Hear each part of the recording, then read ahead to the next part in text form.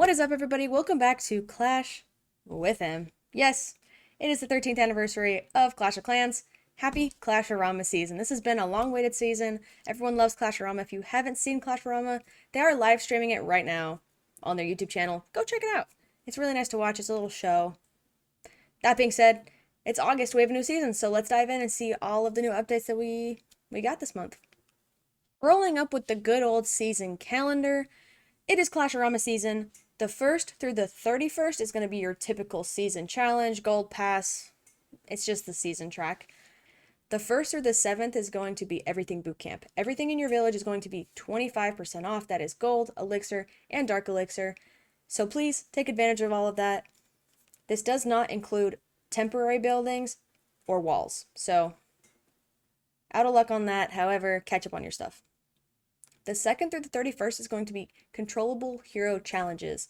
This does indicate multiple. That's pretty exciting. It could, I don't know how many exactly, but when those come out, we'll definitely go through them together. 1st through the 11th is going to be Clan War Leagues. Best of luck to all of you in your leagues. You guys got this. The 13th through the 19th, we have a Hero Rush clan event. We're not really sure what this could be. It is a clan event, maybe a community event. Maybe we're going against each other in clans, but more to come on that. This does have a mystery sign next to it. It could be anything. I'm not really sure, but more to come on that the 13th. From the 8th to the 28th, we have the Splash Bash medal event. This is typical to any of our other medal events. However, this one's pretty exciting. It will have a new decoration, as well as a new Warden equipment that will be coming into play. This is going to be epic, so make sure you're saving your Starry Ore, because if you want to level up whatever equipment that comes our way, we definitely need to have the Starry Ore for it. And then the 22nd through the 28th is going to be your typical clan games. Something to take note on is if you look at the little signposts, it's going to be every past temporary troop. There's 13 of them, if I counted correctly, so there's everything. If you look at those, maybe we'll see them pop up periodically throughout this season as celebration. I really hope that's the case, because I do think it's really, really cool that they have brought those back into play.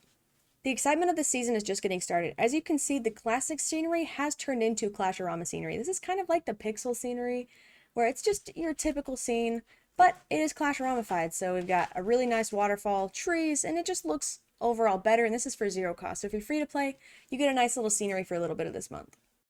However, that is not the only thing different about your army. As you can see, our army camps have transformed into little dragon piñata fire things. And as you can see, they have the little posts with the coinciding temporary troops. So let's see what that looks like in a multiplayer battle. When you go to attack in your multiplayer battle, many of you remember the WWE, where you had an enemy troop in the enemy camp. This is similar, so if you use a dragon on an army camp, you'll see once it goes down, that temporary troop, this being the little witch, will come out, and it will defend against our troops. This is not going to be the case in terms of like clan wars, because we don't want to affect Clan War League and whatnot, but just for your typical multiplayer battles, you will see this. So make sure when you're doing your attacks, you're taking into consideration the defending troops. This does lead us into our first temporary troop we see this season, which is the little dragon. Similar to a super dragon, when this is placed, it will use its splash damage going forward. Instead of out to the side like a super dragon, it's going to be straightforward. This can be used for funneling and whatnot. It has similar health to a super dragon, however, it does have a little bit more damage. This is free for your army. You don't have to change anything about it. It's going to come, and be used or not is up to you, but it's going to be in your army for free, so definitely take use of it. And then we have the 13th anniversary cake. This is a beautiful cake. I love it. In a future video, I'm actually going to bake this cake because I think it's beautiful. But keep a lookout for the cakes. Get a shovel and just save it as a keepsake, because it's something that can make you remember your years of Clash of Clans. Something I just noticed really quick is your army camp is kind of like ghost mode for what troops are in it. That's pretty cool. The gold pass skin this month is going to be the Clash-A-Rama Royal Champion, so let's take a look at the playstyles and see if it's worth it. Similar to every other gold pass, it's going to be the standard rewards where you get all the things, but the Clash-A-Rama Champion is what I really want to look at. Ooh. Oh.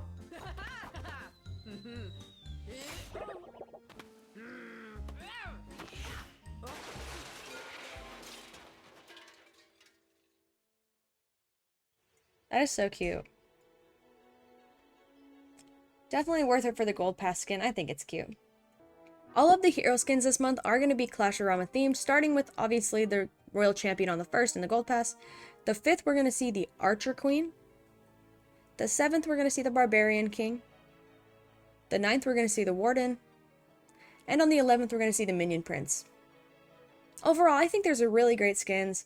I'm not sure if I'm going to get all of them because they are a little bit more subtle than what typically has been seen. But I do like that they're more towards the original design.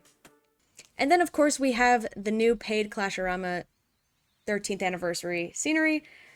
This is coming out on the 3rd, and it has a lot of cool stuff. Like, this is one of the best sceneries. It is one that you can zoom out a little bit. Not as much as some of the legendary sceneries, but you can zoom out a little bit and get a little bit more in detail. This does hint to a lot of the old Clash-A-Rama episodes. So if you're a big Clash-A-Rama fan, this is going to be right up your alley. This does hint to some Clash Royale. It's got the Clash Royale thing. And there has been rumors that it does change as it goes on. Apparently there's sinkholes and a whole bunch of other crazy stuff that goes on. We will deep dive into it a little bit more when it releases and go through everything and see if we can find any Easter eggs. But overall, a very, very cool scenery. That's all I have gameplay-wise. However, we do have a new Clash-A-Rama episode, so let's watch that together. Begin the 13 cannon salute!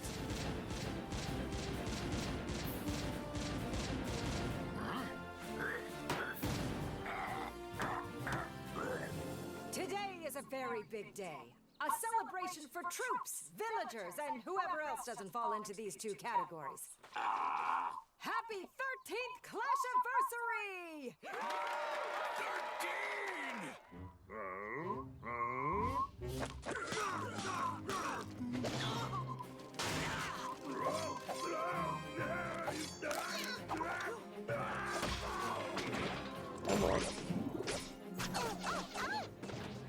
Why is everything going so wrong? My staff, which gives me my powerful powers, tells me that the number 13 is a dark omen for this celebration. I don't care why! Just make it stop! Unlucky 13 explains why the goblins' digging led to that sinkhole. I'm cool, except for the dirt in my mouth, and of course, the ants. And it's also why the miners' digging has gotten perilously close to the ocean. Say what? Oh no. This has been a hard day for me! Wait, my life gem has turned from ominous to calm. All is now right with the village. We even have a sinkhole pool. So it's okay to celebrate? Yes, my powerful powers grant me the power to declare 13 as a number to be celebrated powerfully.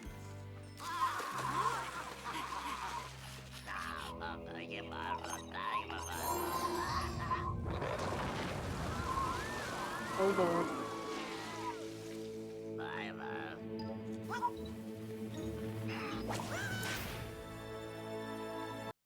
Well, that was just the cutest thing.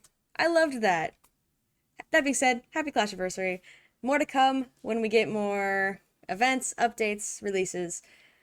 And please like, share, subscribe, and have a good rest of your day. Love y'all. Happy Clash-Anniversary.